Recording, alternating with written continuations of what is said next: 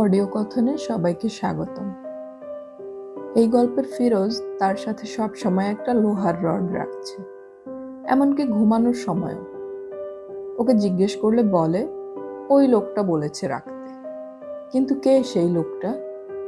মিসির আলী কি খুঁজে বের করতে পারবে সেই লোকটাকে? পরতে পরতে এরকম সব রহস্যে ভরপুর গল্প নিশিথিন।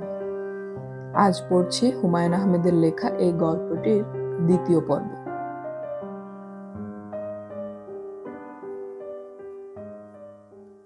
সাইকোলজি বিভাগের সভাপতি ডক্টর সাইদুর রহমানের মেজাজ সকাল থেকেই খারাপ। মেজাজ খারাপের প্রধান দুটি কারণের একটি হচ্ছে, সুইডেনে একটি কনফারেন্সে তার যাবার খুব শখ ছিল, কিন্তু আমন্ত্রণ আসেনি। তিনি চেষ্টা তদবিরের তেমন কোনো ত্রুটি করেননি। যেখানে একটা চিঠি দেওয়া দরকার সেখানে তিনি 3টা চিঠি দিয়েছেন। প্রফেসর নোয়েল বার্গকে বাংলাদেশের হস্তশিল্পের নমুনা হিসেবে একটি চটের ব্যাগ পাঠিয়েছেন, যেটা কিনতে তার 300 টাকা লেগেছে। রাজশাহীতে তৈরি খুব ফ্যান্সি ধরনের ব্যাগ। প্রফেসর নোয়েল বার্গ একটি চিঠিতে ব্যাগের জন্য ধন্যবাদ জানিয়েছেন, কিন্তু বহু প্রতীক্ষিত নিমন্ত্রণের চিঠি পাঠাননি। সাইদুর রহমান সাহেবের মেজাজ খারাপের দ্বিতীয় কারণটি হচ্ছে মিসির আলী সংক্রান্ত সমস্যা। মিসির আলী লোকটিকে তিনি মনে প্রাণে অপছন্দ করেন। পার্ট টাইম টিচার হিসেবে মিসির আলীর অ্যাপয়েন্টমেন্টের বিপক্ষে তিনি গুরুত্বপূর্ণ ভূমিকা পালন করেছিলেন। লাভ হয়নি। অ্যাপয়েন্টমেন্ট হয়ে গেছে এবং অ্যাপয়েন্টমেন্টের সময় ভাইস চ্যান্সেলর সাহেব বলেছেন কোনো পোস্ট অ্যাডভার্টাইজ হওয়া মাত্রই তাকে নেওয়া হবে। সাইদুর রহমান সাহেব গত 2 বছরে কোনো পোস্ট অ্যাডভার্টাইজড হতে দেননি। এডহক ভিত্তিতে একজনকে অ্যাপয়েন্টমেন্ট দিয়েছেন। তার ধারণা ছিল এডহক অ্যাপয়েন্টমেন্টের জন্য মিসির আলী হইচই করবেন, কিন্তু মিসির আলী কিছুই করেননি।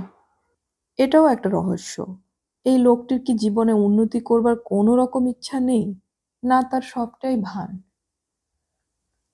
মিসির আলীর ওপর আজ ভোরবেলায় তার রাগ চরমে উঠেছে, কারণ তিনি দেখেছেন সুইডেন থেকে মিসির আলীর নামে একটি খাম এসেছে। তার ধারণা এটা কনফারেন্সের নিমন্ত্রণপত্র, কারণ প্রেরকের নামের জায়গায় প্রফেসর নোয়েল বার্গের নাম আছে। প্রফেসর নোয়েল বার্গ হচ্ছেন কনফারেন্সের আহ্বায়ক। সাইদুর রহমান সাহেব অফিসে খোঁজ নিলেন মিসির আলী এসেছেন কিনা। জানা গেল তিনি এসেছেন। কাজেই সুইডেনের সেই খাম নিশ্চয়ই খোলা হয়েছে। সাইদুর রহমান সাহেব হেড ক্লার্ককে বললেন, মিসির আলী সাহেবের সঙ্গে যদি দেখা হয় তাহলে বলবেন আমি খোঁজ করছিলাম। জি আচ্ছা স্যার। তাকে তো খুঁজেই পাওয়া যায় না। ডিপার্টমেন্টে আসেন না নাকি? ক্লাস না থাকলে আসেন না। গতকাল এসেছিলেন? জি, গতকাল এসেছিলেন। একজন ছাত্রীর ঠিকানা খুঁজে বের করার জন্যে খুব হইচই করলেন। তাই নাকি? জি স্যার, নীলুফার ইয়াসমিন। সে 1.5 বছর ধরে ইউনিভার্সিটিতে আসে না। এখন তার ঠিকানা খোঁজার জন্য যদি অফিসের সব কাজকর্ম বন্ধ রাখতে হয় তাহলে তো মুশকিল। কাজকর্ম বন্ধ রাখতে হবে কেন? এসব পার্সোনাল কাজের জন্য তো অফিস না, আপনি স্ট্রেইট বলে দেবেন। জি আচ্ছা স্যার। তাছাড়া একজন টিচার ছাত্রীর ঠিকানা খোঁজার জন্য ব্যস্ত হবেন কেন? এসব ঠিক না, নানান রকমের কথা উঠতে পারে। মিসির আলী ভেবেই পেলেন না ইউনিভার্সিটির একজন ছাত্রীর ঠিকানা বের করা এত সমস্যা হবে কেন। অফিসে নেই। অফিস থেকে বলা হলো সমস্ত রেকর্ডপত্র ডিন অফিসে। ডিন অফিসে গিয়ে জানলেন রেকর্ডপত্র আছে রেজিস্ট্রার অফিসে। রেজিস্ট্রার অফিসে যে কেরানি ছিল এসব ডিল করে, 2 ঘন্টা অপেক্ষা করেও তার দেখা পাওয়া গেল না। সকালবেলা সে নাকি এসেছিল, চা খেতে গিয়েছে। মিসির আলী রেজিস্ট্রার অফিসের ক্যান্টিনেও খুঁজে এলেন, দেখা পাওয়া গেল না। আবার আসতে হবে আগামীকাল। ডিপার্টমেন্টে ফিরে এসে শুনলেন সাইদুর রহমান সাহেব তাকে খোঁজ করেছেন। মিসির আলী বিস্মিত হলেন। সাইদুর রহমান সাহেব তাকে পছন্দ করেন না, বড় রকমের প্রয়োজনেও তার খোঁজ করেন না। আজ করছেন কেন? আসসালামু আলাইকুম স্যার। ওয়ালাইকুম আসসালাম। আপনি কি আমার খোঁজ করছিলেন? বসুন মিসির আলী সাহেব, কেমন আছেন? ভালো। মিসির আলী বসলেন। কি জন্যে ডেকেছিলেন? তেমন কিছু না। সাইদুর রহমান সাহেব সিগারেট ধরালেন। সুইডেনের চিঠির প্রসঙ্গ তুলবেন কিনা বুঝতে পারলেন না। তুললেও এমনভাবে তুলতে হবে যাতে এই লোক বুঝতে না পারে তিনি এই ব্যাপারে বিশেষ উৎসাহী। মিসির আলি বললেন, স্যার আপনি কি কিছু বলবেন? তেমন ইম্পর্ট্যান্ট কিছু না। সুইডেনের কনফারেন্সের খবর কিছু জানেন? মানে আমার যাবার কথা ছিল। পেপারের অ্যাবস্ট্রাক্ট পাঠিয়েছিলাম প্রফেসর নোয়েলের কাছে। মিসির আলি সহজ গলায় বললেন, আমি ওদের ইনভাইটেশন পেয়েছি, পেপার দেবার জন্য বলছে। তাই নাকি? সাইদুর রহমান সাহেব নিভে গেলেন। টেনে টেনে বললেন, যাচ্ছেন কবে নাগাদ? 1 সপ্তাহের ভেতরেই তো রওনা হওয়া উচিত। আমি যাচ্ছি না স্যার। কেন? আমার কাজের মেয়েটি অসুস্থ। সাইদুর রহমান সাহেব নিজের কানকে বিশ্বাস করতে পারলেন না। কাজের মেয়ে অসুস্থ, এই জন্য সে সুইডেন যাবে না? বদ্ধ উন্মাদ নাকি? কাজের মেয়ে অসুস্থ, সেই কারণে যাচ্ছেন না? ওটা একটা কারণ, তাছাড়া অন্য একটি কারণও আছে। জানতে পারি? নিশ্চয় পারেন। আমি একজন রোগীর মনোবিশ্লেষণ করছি। এই মুহূর্তে আমার পক্ষে বাইরে যাওয়া সম্ভব নয়। সত্যি বলছেন? মিসির আলি অবাক হয়ে বললেন, মিথ্যা বলবো কেন? আপনি কি আপনার ডিসিশন ওদেরকে জানিয়েছেন? আজই তো মাত্র চিঠি পেলাম। তবু আপনার উচিত ইমিডিয়েটলি আপনার ডিসিশন ওদেরকে জানানো। হয়তো ওদের কোনো অল্টারনেট ক্যান্ডিডেট আছে। স্যার আপনার কি সেখানে যাবার ইচ্ছা? ইচ্ছা থাকলে বলেন। বলবো মানে? আপনি কি করবেন? নোয়েল আমার বন্ধু মানুষ। ইংল্যান্ডে আমরা একসঙ্গে ছিলাম। আমার 3টা পেপার আছে যেখানে নোয়েল হচ্ছে একজন কো-অথর। আপনার বোধহয় চোখে পড়েনি। সাইদুর রহমান সাহেবের মুখ তেতো হয়ে গেল। তিনি বিরক্ত স্বরে বললেন, সুইডেন কি একটা যাওয়ার মতো জায়গা? আছে কি সেখানে বলুন? দেখার কিছু আছে? কিছুই নেই। একটা ফালতু জায়গা। দেখাদেখিটা তো ইম্পর্ট্যান্ট নয়, সেমিনারটাই প্রধান। সারা পৃথিবী থেকে জ্ঞানীগুণীরা আসবেন। ওইসব কচকচানি শুনে কোনো লাভ হয়? কোনোই লাভ হয় না, শুধু বড় বড় কথা। এটা ঠিক বললেন না। সেখানে যারা আসবেন তারা কথার চেয়ে কাজ অনেক বেশি করেন। বিশেষ করে এমন কিছু লোকজন আসবেন যাদের দেখলে পুণ্য হয়। আপনিও তো ওদের নিমন্ত্রিত। তার মানে বলতে চাচ্ছেন আপনাকে দেখলেও পুণ্য হবে? মিসির আলি একটু হকচকিয়ে গেলেন। পর মুহূর্তেই নিজেকে সামলে নিয়ে বললেন, তা হবে। আপনি অনেকক্ষণ আমাকে দেখলেন, অনেক পুণ্য করলেন। এবার উঠি স্যার। ডক্টর সাইদুর রহমান বহু কষ্টে রাগ সামলালেন। মনে মনে এমন কিছু গালাগালি দিলেন যা তার মতো অবস্থার ব্যক্তিরা কখনো দিতে পারে না। এর মধ্যে একটি গালি ভয়াবহ। বছরখানেক হলো নীলুর বাবা জাহিদ সাহেবের স্বাস্থ্য দ্রুত ভাঙতে শুরু করেছে। এমন কিছু অসুখ তাকে ধরেছে যা শুধু কষ্টকর নয়, অত্যন্ত বিরক্তিকর। কিছুই হজম হয় না। পানি মেশানো দুধ, লেবুর রস দিয়ে বার্লি বা শিঙ্গি মাছের মশলাবিহীন ঝোল কিছুই না। ডাক্তার প্রায় সবই দেখানো হয়েছে। ডাক্তাররা বলেছেন লিভার কাজ করছে না। ডাক্তারদের শুকনো ধরনের কথাবার্তা, ইতস্তত ভাবভঙ্গি দেখে তার ধারণা হয়েছে অসুখটা জটিল। হয়তোবা লিভার ক্যান্সার বাঁধিয়ে বসেছেন। ডাক্তারেরা সরাসরি তাকে কিছুই বলেন না। তিনিও জিজ্ঞাসা করতে ঠিক সাহস পান না। নীলুর সঙ্গে এই নিয়ে আলাপ করতে ইচ্ছে করে, কিন্তু তার সঙ্গে তেমন কোনো কথাবার্তা বলে না। তিনি কিছু একটা বলতে শুরু করলে মন দিয়ে শোনে, কিন্তু কথার মাঝখানে এমন একটি অপ্রাসঙ্গিক কথা বলে যে তার ধারণা হয় নীলু আসলে কিচ্ছু শুনছে না, শুধু তাকিয়েই আছে। নীলুকে ইদানিং তিনি ভয় করেন। যে নীলু তার সঙ্গে থাকে তাকে তার নিজের মেয়ে বলে কখনো মনে হয় না। এ যেন একটি অচেনা মেয়ে, যাকে কোনো দিনই ঠিক চেনা যাবে না। অবশ্য নীলু তার সঙ্গে একেবারেই যে কথাবার্তা বলে না তা নয়। কথাবার্তা বলে। এসে জিজ্ঞেস করে, চা লাগবে বাবা? এ পর্যন্তই। তিনি যদি বলেন লাগবে, তাহলে সে উঠে গিয়ে চা বানিয়ে কাজের ছেলেটির হাতে পাঠিয়ে দেবে। যদি বলেন লাগবে না, তাহলে চুপ করে যাবে, দ্বিতীয় কোনো কথা বলবে না। জাহিদ সাহেব আজকাল তার দ্বিতীয় মেয়েটির অভাব খুব অনুভব করেন। সে পাশে থাকলে বাসার অবস্থা হয়তো আরেকটু স্বাভাবিক হতো। বিলুর বিয়েটা তিনি ভালো দিতে পারেননি, অথচ তখন মনে হয়েছিল কি চমৎকার একটি ছেলে। তিনি বারবার জিজ্ঞেস করেছেন, তুমি দেশে চলে আসবে তো বাবা? বিদেশে সেটেল করবে না তো? আমি আমার মেয়েকে দেশান্তরী করতে চাই না। আমি একা মানুষ, আমি চাই আমার দুটি মেয়ে আমার আশেপাশেই থাকবে। বিলুর বর হাসি মুখে বলেছে, বিদেশে সেটেল করব কেন? কি আছে ওখানে? মানুষ হিসেবে কোনো দাম আছে আমাদের? আমি বছরখানেক থাকবো, কিছু টাকা পয়সা জমিয়ে দেশে ফিরব। মাথা গোঁজবার একটা বাড়ি তো কিনতে হবে। জাহিদ সাহেব ছেলের কথা বিশ্বাস করছিলেন, কিন্তু এখন জানতে পেরেছেন যে মন্টানাতে একটা বাড়ি কিনেছে। যে ছেলে দেশে চলে আসবে সে নিশ্চয়ই বিদেশে বাড়ি কেনে না। তাছাড়া বিলু সুখী হয়নি বলে তার ধারণা। বিলুর চিঠিপত্রে অবশ্য কিছু লেখা থাকে না, কিন্তু চিঠিগুলি প্রাণহীন, যেন লেখার জন্যই লেখা। দায়িত্ব পালনের চিঠি। একজন সুখী মেয়ের চিঠিতে থাকবে আনন্দের ছবি। সে তার বরের কথা ইনিয়ে বিনিয়ে লিখবে, খুঁটিনাটি বিষয় নিয়ে উচ্ছ্বাস থাকবে। সেসব কিছু থাকে না। বাবা হিসেবে তিনি তার দায়িত্ব পালন করতে পারেননি, সৎ পাত্রে মেয়েকে বিয়ে দিতে পারেননি। অথচ ছেলেটিকে সত্যি সত্যি তার পছন্দ হয়েছিল। ভদ্র ছেলে, চমৎকার কথাবার্তা, দারুণ শার্প, সেই সঙ্গে রসিক। খাওয়ার টেবিলে বসে সে গল্প শুরু করলো। এক দিগ্বিজয়ী পণ্ডিতকে এক ভণ্ড তর্কযুদ্ধে আহ্বান করেছে। হাজার হাজার মানুষ জড়ো হয়েছে তর্কযুদ্ধ দেখতে।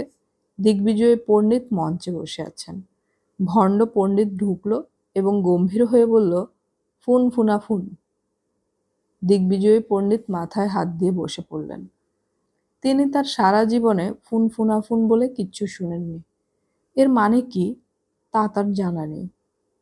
ভারী মজার গল্প। জাহিদ সাহেব শুনে হাসতে হাসতে বিষম খেলেন। নীলুর মতো গম্ভীর মেয়েও হেসে ফেলল। এই কি সেই ছেলে?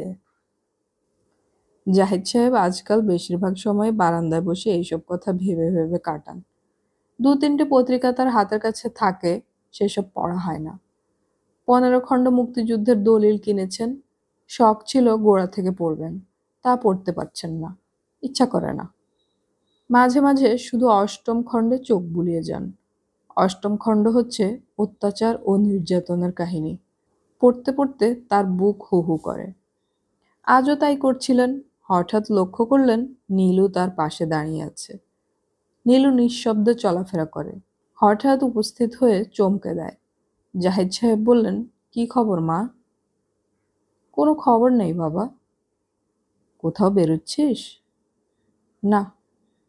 নীলু বসলো তার পাশের চেয়ারে।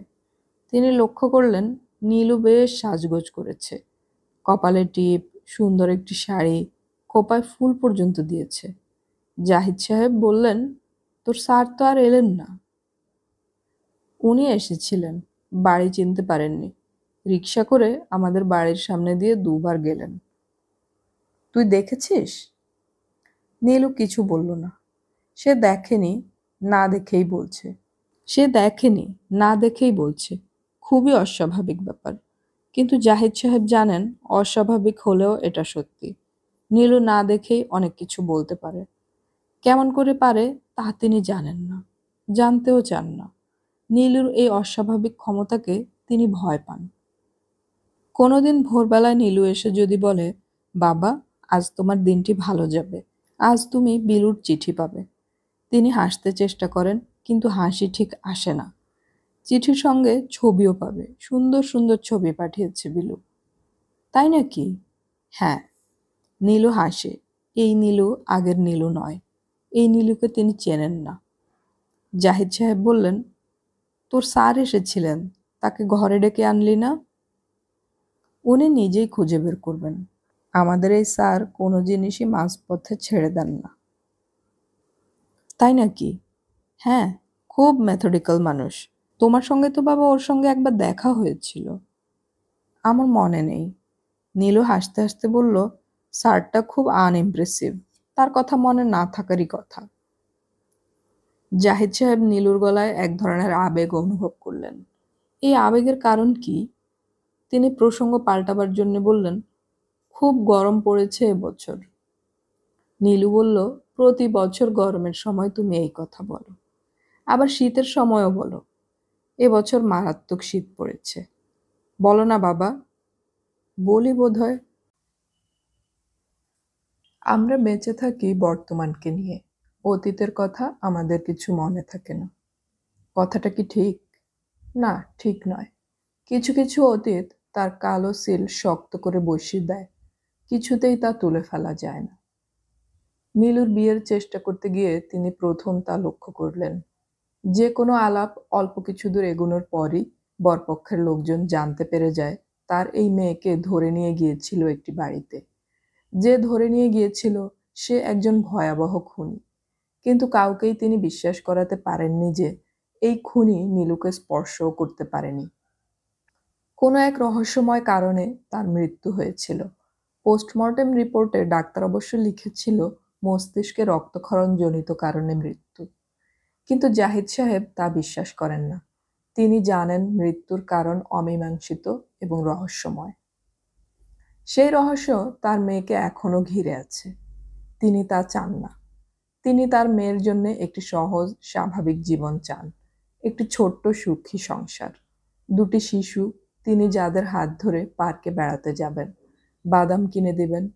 একজন হঠাৎ পড়ে গিয়ে ব্যথা পাবে, তিনি কোলে নিয়ে শান্ত করতে চেষ্টা করবেন। তাই দেখে অন্যজনের হিংসা হবে, তাকেও কোলে নিতে হবে। কেউ তখন আর কোল থেকে নামতে চাইবে না, বড় ঝামেলায় পড়ে যাবেন তিনি। তার চিন্তায় বাধা পড়ল। নীলু হেসে উঠল খিলখিল করে, পুরনো দিনের নীলুর মতো। জাহিদ সাহেব অবাক হয়ে বললেন, হাসছিস কেন? তুমি কি অদ্ভুত সব কল্পনা করো বাবা? নীলু হাসতে হাসতে উঠে চলে গেল। জাহিদ সাহেব স্তব্ধ হয়ে বসে রইলেন। এ কোন নীলু? এই ভয়ঙ্কর ক্ষমতার উৎস কি? মিসির আলি হানিফাকে পিজিতে ভর্তি করিয়ে দিলেন। তিনি ভেবেছিলেন মেয়েটি একা একা থাকতে ভয় পাবে, কিন্তু হানিফা ভয় পেল না। থাকতে পারবি তো? হুম। অনেক রকম পরীক্ষা টরীক্ষা করবে ডাক্তাররা, ভয়ের কিছু নেই। আমি ভয় পাই না। তিনি ভেবে দেখলেন মেয়েটির ভয় না পাওয়ারই কথা। যে জীবন শুরু করেছে রাস্তায়, তার আবার কিসের ভয়? হানিফা? জি? আমি দুদিনের জন্য ঢাকার বাইরে যাব, মোহনগঞ্জ যাব। তুই থাকতে পারবি তো? পারবো। দুদিন পরই এসে পড়ব। এর মধ্যে ডাক্তাররা পরীক্ষা টরীক্ষা যা করবার করবেন। তাছাড়া আমি আমাদের বাড়িওয়ালাকে বলে যাব, তিনি খোঁজ খবর করবেন। খোঁজ খবরের দরকার নাই। দরকার থাকবে না কেন? দরকার আছে। যাই তাহলে, কেমন? জি আচ্ছা। মিসির আলি বিমর্ষ মুখে বের হয়ে এলেন। মেয়েটির অসুখ তাকে চিন্তায় ফেলে দিয়েছে। হাসপাতালে ভর্তি করিয়েছেন ডাক্তারের পরামর্শে। ডাক্তারের ধারণা হার্ট সংক্রান্ত কোনো সমস্যা। ইসিজি টিসিজি করতে হবে। হার্টবিট নাকি খুবই ইরেগুলার। তার ট্রেন রাত ৯টায়। তিনি ঠিক করলেন রওনা হবার আগে পুলিশ কমিশনারের সঙ্গে কথা বলে যাবেন। পুলিশ কমিশনার সাজ্জাদ হোসেন তার কলেজ জীবনের বন্ধু। খুব একটা পরিচয় তখন ছিল না, এখন হয়তো চিনতেই পারবে না। তবু পুরনো পরিচয়ের সূত্র টানা যেতেই পারে, গরজটা যখন তার।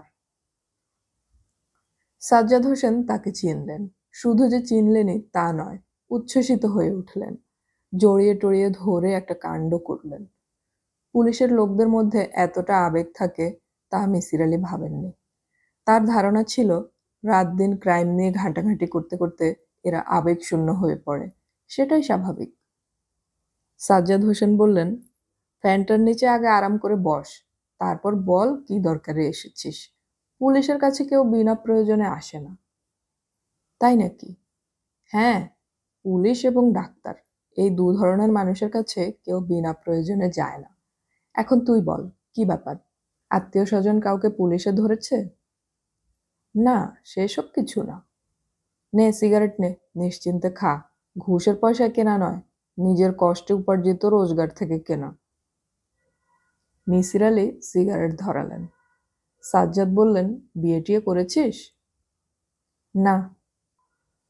জানতাম করবি না। তুই হচ্ছিস একটা অডবল। আমি বিয়ের পাট চুকিয়েছি ৮ বছর আগে। বাচ্চা কাচ্চা কিছু হয়নি, হবেও না। সাজ্জাদ হোসেনের মুখে চোখে ক্ষণিকের জন্য একটা ছায়া পড়ল, কিন্তু তিনি তা নিমেষেই কাটিয়ে উঠলেন। হাসি মুখে বললেন, জেসমিন চৌধুরী। মিসির আলী চিনতে পারলেন না। সাজ্জাদ হোসেন অবাক হয়ে বললেন, সত্যি চিনতে পারছিস না? ও তো টিভিতে অভিনয় করে। মারাত্মক। তাকে কেউ চেনে না এটা তো আমি ভাবতেই পারি না। টিভি নেই আমার বাসায়। বলিস কি? বাসায় খাট পালঙ্ক আছে তো, নাকি মেঝেতে পাটি পেতে ঘুমাস? এখন বল তোর কি সমস্যা? আমার একটি কাজের মেয়ে আছে, হানিফা। জিনিসপত্র নিয়ে ভেগে গেছে? না, তা না। আমি এই মেয়েটির অতীত ইতিহাস খুঁজে বের করতে চাই। সেটা কিভাবে করা সম্ভব তাই জানার জন্য তোর কাছে আসা। পাস্ট হিস্ট্রি জানতে চাস কেন? মেয়েটি জানে না তার বাবা মা কে, আত্মীয় স্বজন কে কোথায় তাও বলতে পারে না। জ্ঞান হবার পর থেকেই সে দেখেছে যে সে ভাসছে। আমি ওর বাবা মাকে ট্রেস করতে চাই। সাজ্জাদ হোসেন গম্ভীর স্বরে বললেন, খামোখা চেষ্টা করছিস, কিছুই ট্রেস করা যাবে না। সম্ভবত জন্ম হয়েছে বেশ্যাপল্লীতে, তারপর হারিয়ে গেছে সেখান থেকে। আমার তা মনে হয় না। কেন মনে হয় না? নিসার আলি তার জবাব না দিয়ে বললেন, আমার মনে হয় মেয়েটির শৈশব কেটেছে বিদেশে।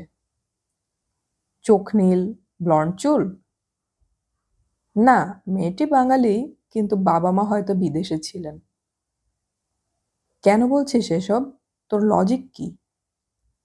মিসির আলি আরেকটা সিগারেট ধরালেন এবং থেমে থেমে বললেন, হানিফা মেয়েটি গত পরশু রাতে খুব অসুস্থ হয়ে পড়ে। প্রচণ্ড জ্বর। জ্বরের ঘোরে সে বিড়বিড় করে বলছিল, it hurts, it hurts. Sajjad Hossain তীক্ষ্ণ চোখে তাকিয়ে রইলেন। মিসির আলি বলে চললেন, আমার মনে হয় খুব ছোটবেলায় মেয়েটি যখন অসুস্থ ছিল তখন সে তার মাকে বলতো, মামি ইট হার্টস। পরশু রাতে প্রচণ্ড জ্বরের মুখে অতীতের চাপা পড়া কথাগুলো বের হয়ে এসেছে। অবচেতন মন সেই সময় সক্রিয় হয়ে ওঠে। এ জাতীয় ব্যাপারগুলো ঘটে। সাজ্জাদ হোসেন শুধু বললেন, ভেরি ইন্টারেস্টিং। মিসির আলি বললেন, হারিয়ে যাওয়া ছেলে মেয়েদের সম্পর্কে বাবা মা নিশ্চয়ই থানায় ডায়েরি করান। সেখান থেকে কোনো সাহায্য পাওয়া যাবে না। ধর আমি যদি জানতে চাই ৫ থেকে ৮ বছর আগে কোনো বাচ্চা নিখোঁজ হয়েছিল, জানা যাবে কি? না, এত পুরনো রেকর্ডপত্র কে বের করবে বল? এটা তো ইংল্যান্ড আমেরিকা না যে সব কম্পিউটারে ঢোকানো আছে, বোতাম টিপলেই বেরিয়ে আসবে। পুরনো রেকর্ড রাখার ব্যবস্থা নেই? নতুন রেকর্ড রাখারই জায়গা নেই। আর পুরনো রেকর্ড, একটা মিসিং পারসন ব্যুরো আছে, সেখানেও কোনো কাজ হয় না। তাছাড়া সেন্ট্রালি ইনফরমেশন রাখার কোনো ব্যবস্থা আছে বলে আমার মনে হয় না। প্রতিটি থানায়ও আলাদা আলাদাভাবে খোঁজ করতে হবে। সেটা একটা বিশাল ব্যাপার। বিশাল হলেও নিশ্চয়ই অসম্ভব না। কিছুটা অসম্ভবও। তোর পক্ষে কিছু করা সম্ভব না? সাজ্জাদ হোসেন গম্ভীর হয়ে রইলেন। মিসির আলি বললেন, আমি নিজে সমস্ত পত্রপত্রিকায় বিজ্ঞাপন দিতে পারি। সেটা মন্দ না, গুড আইডিয়া। না, আইডিয়া খুব গুড নয়। নয় কেন? অন্য এক সময় বলবো কেন নয়। আজ উঠতে হবে। ময়মনসিংহ যাচ্ছি একটা জরুরি কাজে। ফিরে এসে তোর সাথে যোগাযোগ করব। মিসির আলি উঠে পড়লেন। ফিরোজরা ধানমন্ডির যে বাড়িটিতে থাকে তাকে বাড়ি না বলে রাজপ্রাসাদ বলা যেতে পারে। বিশাল একটি দোতলা বাড়ি। বাড়ির চারপাশে জেলের মতো উঁচু পাঁচিল। গেটে বড় বড় করে লেখা, কুকুর হইতে সাবধান। গেটটি ২৪ ঘন্টাই বন্ধ থাকে। বন্ধ গেট ডিঙিয়ে ভেতরে ঢোকা কষ্টসাধ্য ব্যাপার। কারণ দারোয়ান একজন আছে, সে প্রায় কখনোই গেটের কাছে থাকে না। আর থাকলেও ভান করে যে কলিং বেলের শব্দ শুনতেই পায়নি। পৃথিবীর সব জায়গাতেই বিশাল বাড়িগুলো জনশূন্য হয়ে থাকে। এ বাড়িতেও তাই। ৩টি প্রাণী এ বাড়িতে বাস করে, ফিরোজ এবং তার বাবা মা। বাড়ির কাজকর্ম দেখাশোনার জন্য ১০ জনের একটা বাহিনী আছে। তবে রাতে তারা এ বাড়িতে ঘুমায় না। বাড়ির পিছনেই হোস্টেল ঘরের মতো 4-5টা রুমের একটা টিনের হাফ বিল্ডিং আছে। এরা রাতে সেখানে থাকে। মূল বাড়ির সঙ্গে যোগাযোগের ব্যবস্থা হচ্ছে কলিং বেল। রাতের বেলায় প্রয়োজন হলে কলিং বেল টিপে এদের ডাকা হয়। সে প্রয়োজন সাধারণত হয় না। ফিরোজের অসুখের পর অবস্থা খানিকটা বদলেছে। তার ঘরের সামনের বারান্দায় রহমতের শোয়ার ব্যবস্থা হয়েছে।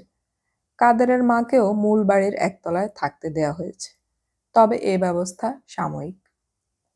ফিরোজের বাবা ওসমান সাহেবের বয়স প্রায় 60। ফিরোজ তার 3 নম্বর ছেলে। ফিরোজের আগে 2টি ছেলে যথাক্রমে 9 বছর এবং 11 বছর বয়সে মারা যায়। 2টি মৃত্যুই অস্বাভাবিক। বড় ছেলে মারা যায় পিকনিক করতে গিয়ে। স্কুলের সব ছেলেরা দল বেঁধে গিয়েছিল সালনায়। পিকনিক শেষ করে সবাই ফিরে এলো। কেউ লক্ষ্যই করল না একটি ছেলে কম। সালনার পুকুরে সে ভেসে উঠেছিল। ওসমান সাহেবের মধ্যম ছেলেটি মারা গেছে রোড অ্যাক্সিডেন্টে। সে রাস্তা পার হবার সময় আচমকা দৌড় দেয়নি বা হঠাৎ কোনো ট্রাকের সামনে গিয়ে পড়েনি। সে হাঁটছিল ফুটপাত ধরেই, কিন্তু সিমেন্টের বস্তা বোঝাই একটি ট্রাক সেই ছুটির দিনের সকালে ফুটপাতে উঠে গিয়েছিল। যে পরিবারের 2টি ছেলে অপঘাতে মারা যায়, সেই পরিবারের বাবা মা সাধারণত ভেঙে পড়েন। এই পরিবারটির ক্ষেত্রে সেরকম কিছু ঘটেনি। ওসমান সাহেব অত্যন্ত শক্ত ধরনের মানুষ। কোনো কারণে বিচলিত হওয়া তার স্বভাবের মধ্যে নেই। তার স্ত্রী ফরিদা স্বামীর এই গুণ কিছু পরিমাণে পেয়েছেন। বড় বড় ঝড়-ঝাপটাতে মোটামুটি স্থির থাকতে পারেন। ফিরোজের ভয়াবহ বিপর্যয়েও তারা স্বামী-স্ত্রী স্থির ছিলেন, ধৈর্য হারাননি। ফরিদা একবার শুধু বলেছিলেন, আমাদের ওপর কারোর অভিশাপ আছে। আর তাতেই ওসমান সাহেব এমন ভঙ্গিতে তাকিয়েছিলেন যে তিনি দ্বিতীয়বার এ জাতীয় কথা বলেননি। স্বামীকে তিনি বেশ ভয় পান। তার ইচ্ছা ছিল ফিরোজকে চিকিৎসার জন্য বিদেশে নিয়ে যায়। তাও সম্ভব হয়নি ওসমান সাহেবের জন্যে। তিনি বারবার জোর দিয়ে বলেছেন, আমি আমার বদ্ধ উন্মাদ ছেলেকে বিদেশে নিয়ে যাব না। কিছুটা সুস্থ হোক, তারপর নিয়ে যাব। ফরিদা বলেছিলেন, চিকিৎসা যে করছে সে তো ডাক্তার না। একজন ডাক্তারকে দিয়ে চিকিৎসা করাও। ভদ্রলোক মাস্টার মানুষ, উনি কি চিকিৎসা করবেন? যদি কেউ কিছু করতে পারে উনিই পারবেন। ধৈর্য ধরো। তিনি ধৈর্য ধরলেন। ধৈর্য ধরা বিফলে যায়নি। ফিরোজ এখন সুস্থ। ভয়াবহ একটা স্তর সে পার করেছে। ওসমান সাহেবের ধারণা ফিরোজ এখন পুরোপুরি ভালো, সহজ স্বাভাবিক মানুষ। কিছুদিনের মধ্যেই হয়তো পড়াশোনা শুরু করবে। এখন তাকে নিয়ে বাইরে যাওয়া যায়। পাহাড়ের ওপর কোনো ঠান্ডা জায়গায়। হাতের কাছেই আছে নেপাল। প্লেনে যেতে 43 মিনিট লাগে। ওসমান সাহেব ঠিক মনস্থির করতে পারছেন না। এখনো হয়তো ফিরোজকে নিয়ে বাইরে বেরোবার মতো অবস্থা হয়নি। মিসির আলি সেই রকমই বলেছেন। মিসির আলির মতের সঙ্গে তিনি একমত নন, তবু তাকে অগ্রাহ্য করার সাহসও হয় না। হয়তো আরও কিছুদিন অপেক্ষা করতে হবে, ততক্ষণে বর্ষা শুরু হবে। তিনি শুনেছেন বর্ষার নেপাল দর্শনীয় নয়। দিন রাত টিপটিপ করে বৃষ্টি। হোটেলের ঘরেই বন্দি জীবনযাপন করতে হবে। ওসমান সাহেব একটি দীর্ঘ নিঃশ্বাস ফেললেন। তিনি অধৈর্য হয়ে পড়েছেন। এটা একটা নতুন ব্যাপার। তার জীবনে ধৈর্যের অভাব কোনোদিন ছিল না। তিনি সমস্ত জটিলতাকে সহজভাবে গ্রহণ করেন। এখন কি তা পারছেন না? ওসমান সাহেব চুরুট ধরিয়ে ক্লান্ত গলায় ডাকলেন, ফরিদা, ফরিদা। ফরিদা পাশের ঘরেই ছিলেন। তিনি ঘরে ঢুকলেন। ফিরোজ কেমন আছে আজ? ভালো। কি করছে? ভেতরের বারান্দায় ইজি চেয়ারে বসে আছে। শুধু শুধু বসে আছে? না, কি যেন করছে। ডাকবো? ডাকো। ফরিদা ডাকতে গেলেন এবং ফিরে এলেন কাউকে না নিয়ে। ফিরোজ ঘুমাচ্ছে। দুপুরে 11টায় কিসের ঘুম? ওসমান সাহেব অত্যন্ত বিরক্ত হলেন, যদিও বিরক্ত হবার কোনো কারণ নেই। জুন মাসের দুপুরবেলায় কারো চোখে ঘুম জড়িয়ে আসাটা অন্যায় নয়। তার নিজেরই ঘুম ঘুম পাচ্ছে। ফরিদা বললেন, তোমার কি হয়েছে? এমন রেগে রেগে কথা বলছো কেন? রেগে রেগে কথা বলছি নাকি? বেশ কয়েকদিন থেকেই লক্ষ্য করছি, অল্পতেই you are losing your temper. তোমার ব্লাড প্রেশার কি বেড়েছে? না। চেক করিয়েছ? না। চেক না করিয়ে কিভাবে বলছো বাড়েনি? আমার তো মনে হয় বেড়েছে। শম্ভুবাবুকে ডাকি?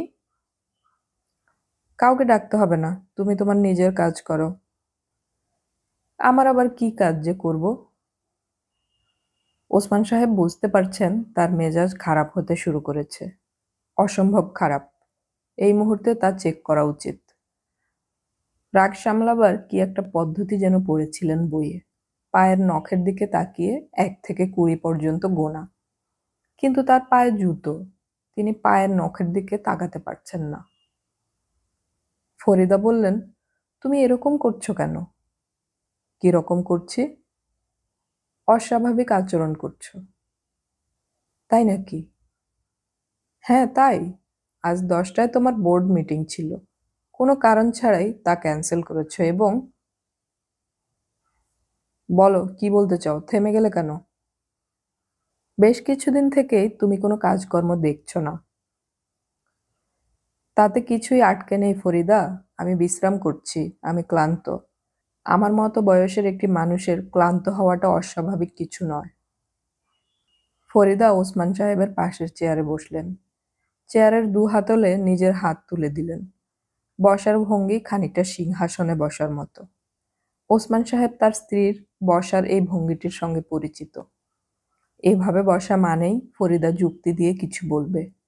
সে যুক্তিগুলো কিছুতেই ফেলে দেওয়া যাবে না। ওসমান সাহেব বললেন, বলো তুমি কি বলবে?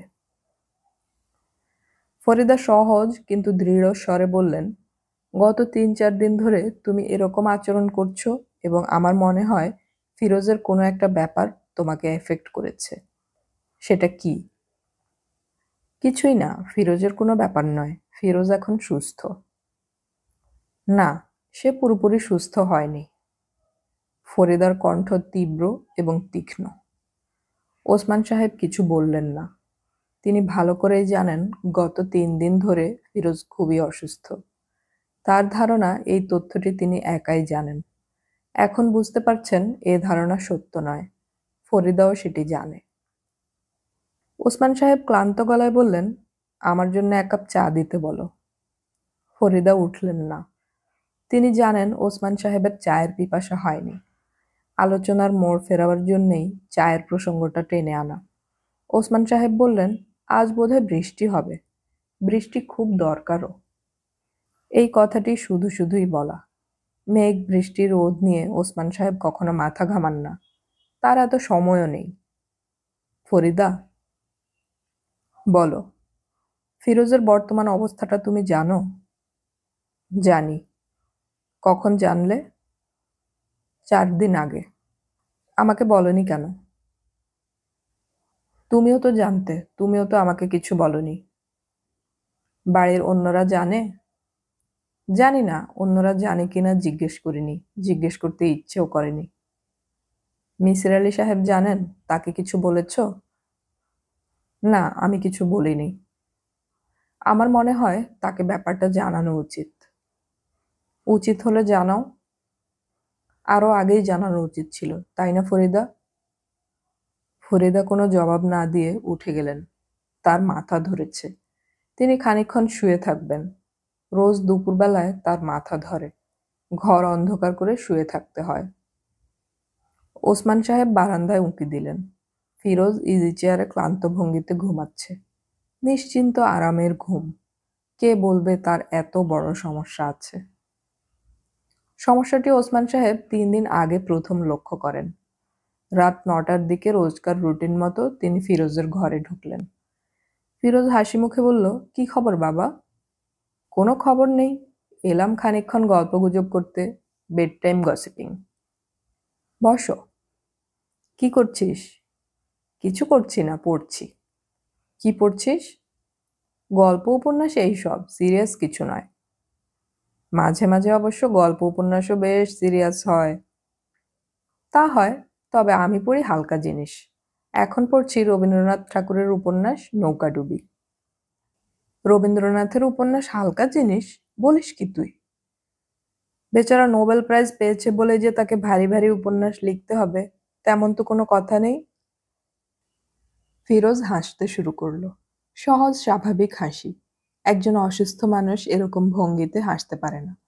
ওসমান সাহেব নিজেও হাসলেন এবং ঠিক তখনই একটা জিনিস লক্ষ্য করলেন। ফিরোজের বিছানার উপর প্রায় 2.5 হাত লম্বা একটা লোহার রড পড়ে আছে। তিনি বিস্মিত হয়ে বললেন, লোহার রডটা এখানে কেন? ফিরোজ তাকালো, কিন্তু কিছু বলল না।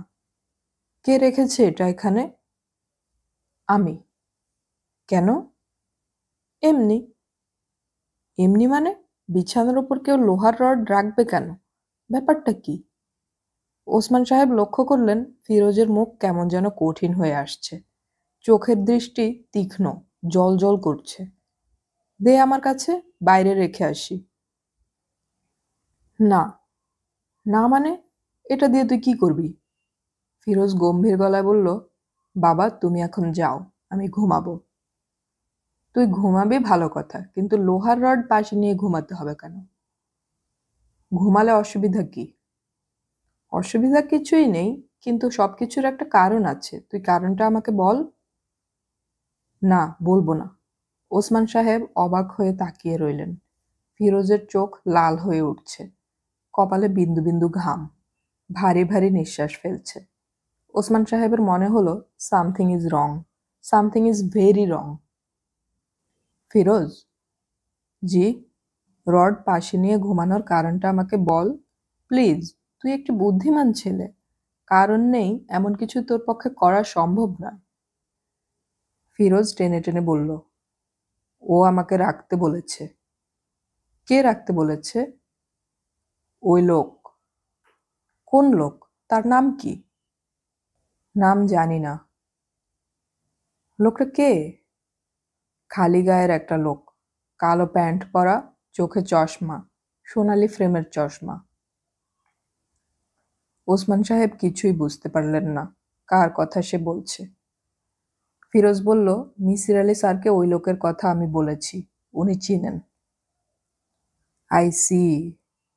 সে আমাকে বলেছে লোহার রড সব সময় সঙ্গে রাখতে, যদি না রাখি সে রাগ করবে। এই ব্যাপারগুলি কি তুমি মিসির আলি সাহেবকে বলেছ? জি না। বলনি কেন? ওই লোক আমাকে বলেছে এটা না বলতে। বাবা তুমি চলে যাও, আমার ঘুম পাচ্ছে। মাত্র 9:30 বাজে, এখনই ঘুম পাচ্ছে? আর একটু বসি, গল্প করি তোর সঙ্গে। গল্প করতে ইচ্ছা করছে না, তুমি এখন যাও। তিনি চলে এলেন, কিন্তু সারা রাত তার ঘুম হলো না। তার মনে হতে লাগলো দরজায় একটা তালা লাগিয়ে রাখা উচিত, যাতে ফিরোজ কিছু বুঝতে না পারে। কিন্তু তালা লাগানোর সাহস তার হলো না। তালা লাগানোর ব্যাপারটা ফিরোজকে আরো এফেক্ট করবে, ভালোর চেয়ে মন্দ বেশি হবে। ওসমান সাহেব ইজি চেয়ারে শুয়ে থাকা ফিরোজের দিকে তাকিয়ে আছেন। কি নিশ্চিন্তেই না ঘুমাচ্ছে সে। কে বলবে সে অসুস্থ? কত সহজ স্বাভাবিক ঘুমোবার ভঙ্গি, কোলের উপর একটা বই। সুনীল গঙ্গোপাধ্যায়ের স্বপ্ন লজ্জাহীন উপন্যাসটি কেমন কে জানে। সুনীলের কোনো বই পড়েনি, গল্প উপন্যাস তার পড়া হয়ে ওঠে না। ফিরোজ ঘুমের মধ্যেই নড়ে উঠল। ওসমান সাহেব মৃদুস্বরে ডাকলেন, ফিরোজ। ফিরোজ জবাব দিল না। তার পায়ের কাছে ভারী লোহার রডটি আছে। রডটির মাথা বেশ ধারালো, বারবার সেখানে চোখ আটকে যায়। ওসমান সাহেব অস্বস্তি বোধ করতে লাগলেন। তার বারবার মনে হচ্ছে এই লোহার রডটি ভয়ঙ্কর কোনো কিছুর জন্য অপেক্ষা করছে। মিসির আলির সঙ্গে দেখা হওয়া দরকার। তিনি ঢাকায় নেই, কোথায় গিয়েছেন কেউ বলতে পারে না, কবে ফিরবেন তাও কারো জানা নেই। মোহনগঞ্জ স্টেশনে মিসির আলি নামলেন রাত 7:30টায়। গায়ে প্রবল জ্বর, মাথায় অসম্ভব যন্ত্রণা, চোখ মেলতে পারছেন না এরকম অবস্থা। তার নিজের বোকামের জন্য এটা হয়েছে। শ্যামগঞ্জ পর্যন্ত ট্রেনে প্রচণ্ড ভিড় ছিল। কামরায় লেখা 25 জন বসিবেন, বসেছে 50 জন, আরও 50 জন দাঁড়িয়ে। অসম্ভব গরম। বাথরুমের খোলা দরজা দিয়ে আসছে উৎকট দুর্গন্ধ। বারবার মিসির আলির নিঃশ্বাস বন্ধ হয়ে আসছিল। নরক যন্ত্রণা বোধহয় একেই বলে। যাত্রীদের মধ্যে একজন রোগী আছে, সে কিছুক্ষণ পর পর গোঁ গোঁ শব্দ করছে। সেই শব্দ শুনে মনে হয় এক্ষুনি বোধহয় তার প্রাণ বিয়োগ হবে। ভয়াবহ অবস্থা। মিসির আলি শ্যামগঞ্জ নেমে পড়লেন। খোলা জায়গায় কিছুক্ষণ দাঁড়িয়ে বুক ভর্তি করে নিঃশ্বাস নেবেন এ আশায়। ট্রেন ছাড়ার সময় হঠাৎ মনে হলো ছাদে বসে গেলে কেমন হয়। অনেকেই তো যাচ্ছে, বাতাসের অভাব হবে না সেখানে। গ্রামের ভেতর দিয়ে ট্রেন যাবে, টাটকা বাতাস পাওয়া যাবে। তিনি ছাদে উঠে পড়লেন। ছাদের অবস্থা বেশ ভালো, চমৎকার হাওয়া। মিসির আলি নিজেকে ধন্যবাদ দিলেন ঠিক সময়ে ঠিক সিদ্ধান্তটি নেবার জন্যে। সিদ্ধান্ত ঠিক ছিল না। হিরণপুর আসবার আগেই আকাশ অন্ধকার হয়ে গেল। প্রবল বাতাস বইতে শুরু করলো। ধরবার মতো কোনো ব্যবস্থা নেই। তার মনে হতে লাগলো যে কোনো মুহূর্তে তাকে উড়িয়ে নিয়ে চষা খেতে ফেলবে। জীবনের ইতি হবে সেখানেই। বাতাসের সঙ্গে সঙ্গে বর্ষণ। বৃষ্টির ফোঁটা সূচের মতো গায়ে বিঁধছে। আর কি ঠান্ডা, যেন বরফের চাই থেকে গলে গলে পড়ছে। একটা ভালো অভিজ্ঞতা, কিন্তু এই অভিজ্ঞতার কথা অন্যকে বলার মতো সুযোগ কি আর হবে? মিসির আলি বাতাসের ঝাপটা সামলাবার চেষ্টা করছেন। ছাদের ওপরে বসা মানুষগুলোর কেউ কেউ আজান দিতে শুরু করেছে। আল্লাহকে খুশি করার একটা চেষ্টা। আল্লাহ খুশি হলেন কিনা বোঝা গেল না। ঝড় বৃষ্টি কিছুই কমল না। তবে ড্রাইভার ট্রেন দাঁড় করিয়ে ফেলল। ছাদের ওপরে বসে থাকা অসহায় মানুষগুলোর আজানের শব্দ নিশ্চয়ই তার কানে গিয়েছে। আজানের ধ্বনি একেবারেই বৃথা যায়নি। আধ ঘন্টার মতো ঝড় স্থায়ী হলো এবং পরের 20 মিনিটের মধ্যে মিসির আলির গায়ে তাপ হু হু করে বাড়তে লাগলো।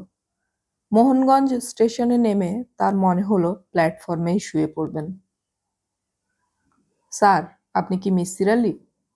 হুম, আমি চৌধুরী বাড়ি থেকে আপনাকে নিতে এসেছি স্যার। ও আচ্ছা, আপনি কোন ট্রেনে আসবেন সেটা বলেন নাই।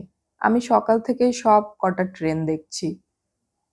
খুব কষ্ট দিলাম না? জি স্যার, তা দিলেন। মিসির আলি হেসে ফেললেন। বেশ ছেলেটি, বুদ্ধিমান এবং স্মার্ট। কথাবার্তায় কোনো গ্রাম্য টান নেই। কি করো তুমি? এখানকার কলেজে স্যার বিএ পড়ি, চৌধুরী বাড়িতে থাকি।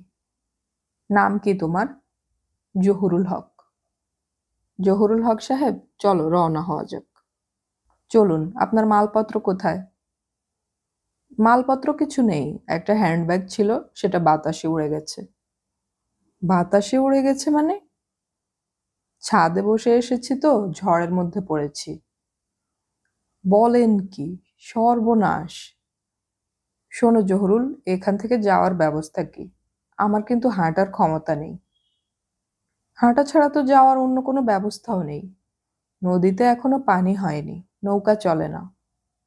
মিসির আলি একটা দীর্ঘ নিঃশ্বাস ফেলে পথে নামলেন। সেখানে আবার তাকে বৃষ্টিতে ধরল। তার জ্বরের ঘোর কাটতে 2 দিন লাগলো। পুরোপুরি আচ্ছন্ন অবস্থা গেল এ 2 দিন। সব কিছু স্বপ্ন দৃশ্যের মতো। যা দেখেন তাই মনে হয় কাটা কাটা খণ্ডচিত্র। একটির সঙ্গে অন্যটির মিল নেই। একটি অপরূপা রূপবতী মেয়েকে প্রায়ই উদ্বিগ্ন মুখে তার পাশে বসে থাকতে দেখেন। এই মেয়েটির নামই বোধহয় নাজনীন। মেয়েটি মাথায় পানি ঢালে, মাথার চুল টেনে দেয় এবং অত্যন্ত নরম স্বরে জিজ্ঞেস করে, চাচাজি, এখন কি একটু ভালো লাগছে? বলুন, ভালো লাগছে? তার ভালো লাগে না।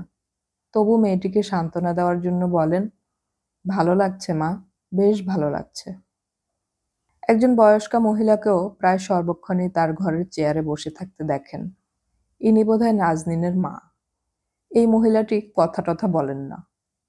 24 ঘন্টা থাকবার পরিকল্পনা নিয়ে এসেছিলেন। তাকে থাকতে হলো 1 সপ্তাহ। 4 দিনের দিন তিনি নিজের ঘর থেকে বেরুলেন এবং খানিকক্ষণ হাঁটাহাঁটি করে আবার জ্বর বাঁধিয়ে ফেললেন। সেই জ্বর পুরোপুরি ছাড়ল না কখনো। তবুও এর মধ্যেই যেসব কাজ করা দরকার সব করলেন। প্রথম কাজ ছিল ফিরোজ এসে যেসব জায়গায় গিয়েছে সেসব জায়গায় যাওয়া। দেখা গেল সে খুব বেশি বেড়ায়নি। বাড়ি এবং শিয়ালজানি খাল এ দুইয়ের মধ্যেই তার গতিবিধি ছিল। একদিন শুধু উত্তরবন্ধ বিলে গিয়েছিল মাছ ধরা দেখতে। সেখানে সে নিজেই নেমেছিল মাছ মারতে। তখন শিং মাছ কাঁটা ফুটিয়ে দেয়। সে ভয়ে অস্থির হয়ে পড়ে। তার ধারণা সাপে কেটেছে। এটা একটা গুরুত্বপূর্ণ পয়েন্ট, কারণ ঘটনাটি ঘটে তার অসুস্থ হবার আগের দিন। খুব সম্ভব ঘটনাটি তার মনের উপর ছাপ ফেলে। রাতে তার একটু জ্বরও হয়। যে বটগাছের নিচে চশমা পরা লোকটির সঙ্গে তার দেখা হয়েছিল, সেই গাছটিও তিনি দেখতে গেলেন, এবং গাছের নিচে দাঁড়িয়ে তার মনে হলো ঘটনাটি এখানে ঘটেনি। ফিরোজের বর্ণনা অনুসারে জায়গাটা নির্জন।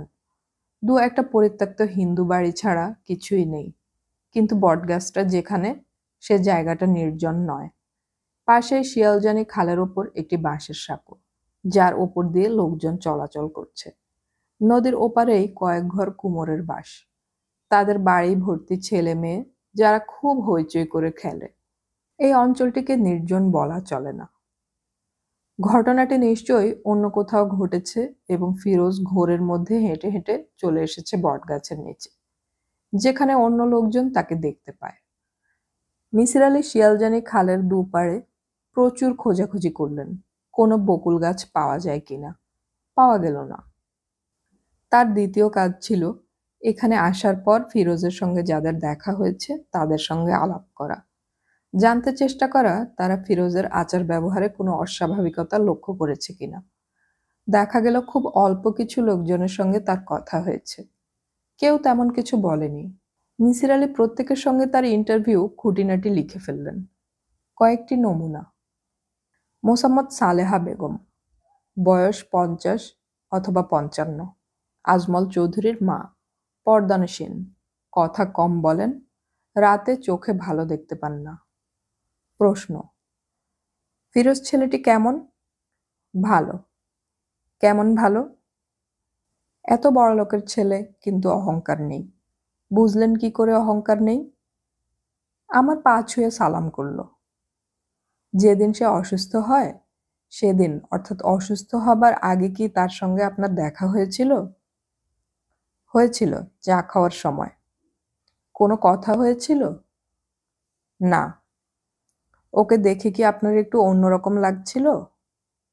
না, তবে চোখ মুখ ফোলা ছিল। রাতে ঘুম হয়নি সেজন্য বোধহয়। বুঝলেন কি করে ওর রাতে ঘুম হয়নি? কারণ আপনার সঙ্গে তো ওর কোনো কথা হয়নি। সে আজমলের কাছে বলছিল, তাই শুনলাম। আপনি জিজ্ঞেস করেননি কি জন্য ঘুম হয়নি? না। এবার নাজনীন সুলতানা, বয়স 20-21, মমিনুন্নেসা কলেজ থেকে বিএ পাশ করে বাড়িতেই আছে। অপরূপ রূপবতী, মায়ের মতো স্বল্পভাষী নয়। ইনহিবিশন কেটে গেলে প্রচুর কথা বলে, লাজুক নয়। কথাবার্তায় মনে হলো অত্যন্ত জেদি, তবে হাসি খুশি ধরনের মেয়ে। কেমন আছো নাজনীন? ভালো আছি চাচা। আপনি এমন খাতা কলম নিয়ে প্রশ্ন করছেন কেন? আমার কাছে মনে হচ্ছে আমি কোনো পত্রিকায় ইন্টারভিউ দিচ্ছি। ফিরোজকে তোমার কেমন লেগেছিল? ভালো। কেমন ভালো? বেশ ভালো। এই পর্যায়ে মেয়েটি ঈষৎ লজ্জা পেয়ে গেল। ঠিক কি কারণে তুমি বলছো বেশ ভালো? জানি না কি কারণে। ফিরোজ অসুস্থ হবার পিছনে কি কোনো কারণ আছে বলে মনে হয়? এইসব নিয়ে আমি কখনো ভাবিনি চাচা। আচ্ছা, ফিরোজ অসুস্থ হয়ে তোমাদের বাড়িতে এলো, সে সময় তুমি তার সামনে গিয়েছিলে? তোমাকে কি সে চিনতে পেরেছিল? চিনতে পেরেছিলেন কিনা তা তো চাচা বলতে পারবো না, তবে উনি খুব হইচই করছিলেন। আমাকে দেখে হইচই থামিয়ে ফেলেন। রাতের বেলাও খুব চিৎকার শুরু করলেন। তখন ভাইয়া আমাকে ডেকে নিয়ে গেলেন। আমাকে দেখে চুপ করে গেলেন। আচ্ছা, এখন আমি একটি ব্যক্তিগত প্রশ্ন করছি। জবাব দিতে না চাইলে দিও না। প্রশ্নটি হচ্ছে, ধরো যদি ফিরোজ এখন পুরোপুরি সেরে যায় এবং তোমাকে বিয়ে করতে চায়, তুমি কি রাজি হবে? মেয়েটি খুব সহজ এবং শান্ত গলায় বলল, হ্যাঁ, হব। আজকের মতো থাক। আপনার জন্য এখন শরবত নিয়ে আসি, নাকি চা খাবেন? আপনি খুব ঘন ঘন চা খাচ্ছেন, এটা কিন্তু চাচা ভালো না। হরিপ্রসন্ন রায়, এমবিবিএস, স্থানীয় ডাক্তার, বয়স 40-45, ব্যস্তবাগীশ লোক। এ অঞ্চলে তার খুব পসার আছে। ইন্টারভিউ চলাকালেই দুজন লোক তাকে নিতে এলো। কথা বেশি বলেন। প্রশ্ন, আপনি কখন রোগী দেখতে এলেন? আমাকে খবর পাঠিয়েছে 5টায়। তখন যাওয়ার উপায় ছিল না, কারণ ধর্মপাশা থেকে একজন পেশেন্ট এসেছে। এখন তখন অবস্থা, পেটের ব্যথা, আলসার ছিল, সেই পেইন। কাজেই আমি সন্ধ্যার পরে গিয়ে উপস্থিত হই। ধরুন 6টা, 6:30। শীতকাল তো, 6টার সময় চারিদিক অন্ধকার। আপনি কি দেখলেন? মানে রোগীর অবস্থার কথা বলছি। গো গো শব্দ করছে, মুখ দিয়ে ফেনা বের হচ্ছে, হিস্টেরিয়ার লক্ষণ মনে হলো। চোখ বড় বড় করে ঘোরাচ্ছিল, ভয়াবহ অবস্থা। আমি নাড়ি দেখলাম, হার্টবিট ছিল খুব হাই। হিস্টেরিয়াতেও এরকম হয়। ওষুধপত্র কি দিলেন? তেমন কিছু না, ঘুমের ওষুধ দিয়েছি, ফেনোবারবিটন। তারপর বললাম ইমিডিয়েটলি ঢাকা নিয়ে যেতে। কতক্ষণ ছিলেন আপনি? রাত 10টা পর্যন্ত ছিলাম। ওরা খুব ঘাবড়ে গিয়েছিল, নাজনীন কান্নাকাটি করছিল, কাজেই রোগী ঘুমিয়ে না পড়া পর্যন্ত ছিলাম। ঘুমের মধ্যে রোগী কি কোনো কথাবার্তা বলছিল? না, সাউন্ড ঘুম। আমি ঘুমের মধ্যে আরো কবার নাড়ি দেখলাম। হার্টবিট বেশি ছিল, তবে আগের চেয়ে কম। কত ছিল তা মনে নেই। গায়ে টেম্পারেচার ছিল? আমি যখন দেখি তখন অল্প ছিল, 99.5। আমি চলে আসার সময় বলেছিলাম সকালবেলা আবার দেখব, কিন্তু সেটা সম্ভব হয়নি। ভোর 5টার ট্রেনে রোগীকে নিয়ে তারা ঢাকায় চলে যায়। জহুরুল হক, বয়স 20-21, স্থানীয় কলেজের ছাত্র, বুদ্ধিমান এবং স্মার্ট। চৌধুরীদের বাড়িতে লজিং থাকে। এদের সঙ্গে ক্ষীণ আত্মীয়তার সম্পর্কও আছে। কথাবার্তা শুনে ধারণা হলো নাজনীন মেয়েটির প্রতি সে খানিকটা অনুরক্ত। ফিরোজের সঙ্গে তোমার কথা হয়েছিল? জি না, আমি একটু দূরে দূরে ছিলাম। দূরে দূরে ছিলে কেন? আজমল ভাই সবসময় তার সঙ্গে সঙ্গে থাকতেন। আমি আজমল ভাইকে সবসময় এড়িয়ে চলি, তাকে ভীষণ ভয় পাই। কাজেই। ভয় পাও কেন? আজমল ভাই ভীষণ রাগী, চট করে রেগে যায়। ওদের ফ্যামিলির সবাই খুব রাগী। এখনো ওদের মধ্যে কিছুটা জমিদার জমিদার ভাব আছে। সবাইকে মনে করে ছোট লোক। ফিরোজ কেন অসুস্থ হয়েছিল বলে তোমার ধারণা? জানি না কেন হয়েছে, তবে লোকে বলে ওরা ধুতুরার বীজ খাইয়ে পাগল করে ফেলেছে। বলো কি তুমি? না, আমি মোটেই বিশ্বাস করি না। লোকে কি বলে সেটা বললাম। লোকে এ জাতীয় কথা কেন বলছে? এদের পূর্বপুরুষরা খুব অত্যাচারী জমিদার ছিল। এরা মানুষের প্রাণ অতিষ্ঠ করে দিয়েছিল। এরা প্রচুর অন্যায় করেছে, সেই জন্যই এসব বলে। তুমি মনে হয় এদের উপর রেগে আছো? না, রাখবো কেন, সত্যি কথাটা আপনাকে বললাম। মোহনগঞ্জে আসায় মিসির আলি সাহেবের তেমন কোনো লাভ হয়নি। এখন পর্যন্ত কোনো তথ্য পাননি যেটা তার কোনো কাজে আসবে। চট করে অবশ্য কোনো কিছুই পাওয়া যায় না, খুঁজতে হয়। জট খোলবার প্রথম ধাপই হচ্ছে অনুসন্ধান। অন্ধকারে হাত তাড়ানোর মতো কোনো আলোর ইশারা থাকতে হবে। সেরকম কোনো আলোর সন্ধান মিসির আলি এখনো পাননি। তবে যাবার দিন ভোরবেলায় একটি সূত্র পাওয়া গেল। অস্বস্তিকর একটি সূত্র, যাকে গ্রহণ করাও যায় না, আবার ফেলেও দেয়া যায় না। নাজনীন এসে বলল, চাচা আসুন, আপনাকে একটা মজার জিনিস দেখাবো। কি মজার জিনিস? আমাদের এক পূর্বপুরুষ পিতলের একটা কলসি পেয়েছিলেন। কলসি ভর্তি ছিল মোহর। সেই মোহর পেয়েই তারা জমিদার হলো। কলসিটায় কোনো বিশেষত্ব আছে? না, সাধারণ কলসি, তবে অমাবস্যার সময়ে এটা ঝনঝন শব্দ করে। তুমি নিজে শুনেছ? না, তবে অনেকেই শুনেছে। আমি আর ভাইয়া এক অমাবস্যার রাতে কলসির পাশে রাত জেগেছিলাম, কিচ্ছু শুনতে পাইনি। মিসির আলি হাসি মুখে বললেন, প্রাচীন মোহর ভর্তি কলসি এ জাতীয় গল্প খুবই প্রচলিত, তবে এসবের কোনো ভিত্তি নেই। চাচা, অনেকেই কিন্তু শব্দ শুনেছে। হয়তো ইঁদুর ভিতরে ঢুকে গিয়েছিল, ইঁদুর শব্দ করেছে। মিসির আলি কলসি দেখার জন্য কোনো রকম আগ্রহ বোধ করলেন না। শুধুমাত্র নাজনীনের মন রক্ষার জন্যে সঙ্গে গেলেন। দোতলার উত্তরের সবচেয়ে শেষের ঘরটির তালা খুলল নাজনীন। এ ঘরে কয়েকটা পুরনো পেইন্টিং আছে। তাদের একটিতে খালি গায়ে একটি লোক ঘোড়ার পিঠে বসে আছে। তার পরনে কালো রঙের প্যান্ট, চোখে সোনালি চশমা, শুকনো ধরনের কঠিন একটি মুখ। নাজনীন, এ ছবিটা কার? আমার দাদার বাবা। উনি খালি গায়ে ঘোড়ায় চড়তেন। নাম কি ওর? মাসুক চৌধুরী। ওর সম্পর্কে আর কি জানো তুমি? বিশেষ কিছু জানি না। শুনেছি খুব অত্যাচারী ছিলেন। তারপর একদিন সন্ধ্যাবেলা ঘোড়ায় চড়ে আসছিলেন, হঠাৎ প্রজারা তাকে ঘিরে ফেলে। তারপর? তারপর আবার কি? মেরে ফেলে, লোহার রড দিয়ে পিটিয়ে মারে। চাচা, এই দেখুন কলসি। আবার কি কি যেন লেখাও আছে গায়ে। চেষ্টা করে দেখুন পড়তে পারেন কিনা। পালি ভাষায় লেখা। লেখাপড়ার ব্যাপারে তিনি বিন্দুমাত্র উৎসাহ বোধ করলেন না। ঠান্ডা গলায় বললেন, তোমার দাদার বাবাকে লোহার রড দিয়ে পিটিয়ে মারে? হ্যাঁ। ওর কথা এত জিজ্ঞেস করছেন কেন? এমনি জিজ্ঞেস করছি। আচ্ছা, ফিরোজ কি এই ঘরটি দেখেছে? সে কি এই ঘরে ঢুকেছিল? জি না।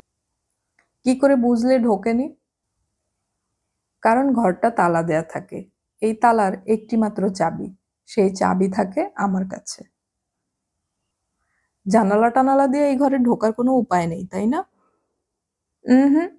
আর উপায় থাকলেই শুধু শুধু জানালা দিয়ে ঢুকতে যাবেন কেন? কি আছে এই ঘরে? মিসির আলি দাঁড়িয়ে রইলেন ছবির সামনে। তার কপালে বিন্দু বিন্দু ঘাম জমছে। তিনি জট খুলতে চেষ্টা করছেন, কিন্তু জট খুলছে না, আরো পাকিয়ে যাচ্ছে। ফিরোজ যদি একবার এই ঘরে ঢুকতো, তাহলে সমস্ত ব্যাপারটাই অনেক সহজ হয়ে যেত। তিনি বলতে পারতেন, ফিরোজ এই ছবিটি দেখেছে, তার মনে ছাপ ফেলেছে এই ছবিটি। পরবর্তী সময়ে ছবির মানুষটিকেই সে দেখেছে। হ্যালুসিনেশন। কত সহজ সমাধান। কিন্তু ফিরোজ এই ছবি দেখেনি। মিসির আলি বললেন, একটি মাত্র চাবি? হ্যাঁ। তুমি কি নিশ্চিত যে এই ঘরের দ্বিতীয় কোনো চাবি নেই? হ্যাঁ, নিশ্চিত। মিসির আলি আবার তাকালেন ছবির দিকে। তার কেন জানি মনে হলো ছবির মানুষটি তার দিকে তাকিয়ে হাসছে। বিদ্রূপের হাসি, তাচ্ছিল্যের হাসি।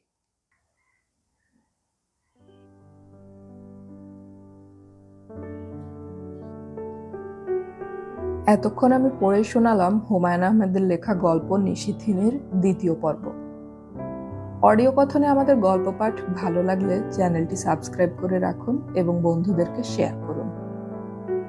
ভুল ত্রুটি হলে বা কোনো পরামর্শ থাকলে বা কোনো গল্প পাঠের অনুরোধ থাকলে কমেন্টে জানাবেন। গল্প পড়ি, গল্প শুনি, বাংলা গল্প ছড়িয়ে পড়ুক সবখানে।